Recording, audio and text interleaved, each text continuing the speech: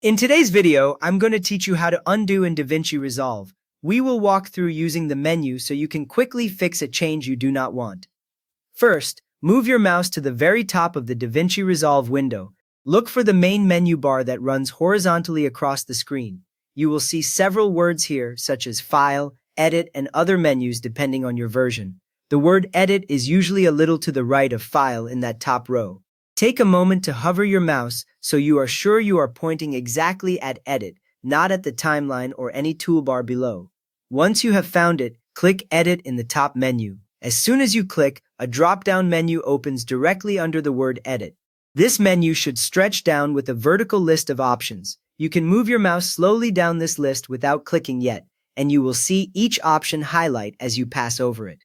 This top menu is always available no matter which page you are on, so you can use it from the Cut page, the Edit page, or others. Now, look carefully through the list and select Undo. The word Undo is usually near the top of the Edit menu, often with the name of your last action written next to it. For example, it might say Undo Trim or Undo Move Clip, depending on what you just did. Move your mouse over Undo and click it one time. After you click, the menu closes and the last change you made on the timeline or in the viewer is reversed. If you had just deleted a clip, it appears back in place. If you had moved something by mistake, it jumps back to where it was.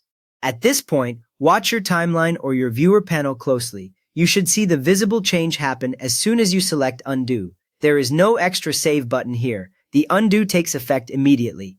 A helpful detail for beginners is that DaVinci Resolve keeps a history of your recent actions, so undo steps back through that history one move at a time. If nothing seems to happen when you click undo, that usually means there was no new change to undo yet. You can confirm undo was available because the option in the edit menu was dark and clickable, not light gray. Once that is done, remember that this menu method is especially handy when you forget keyboard shortcuts or are working on a different computer.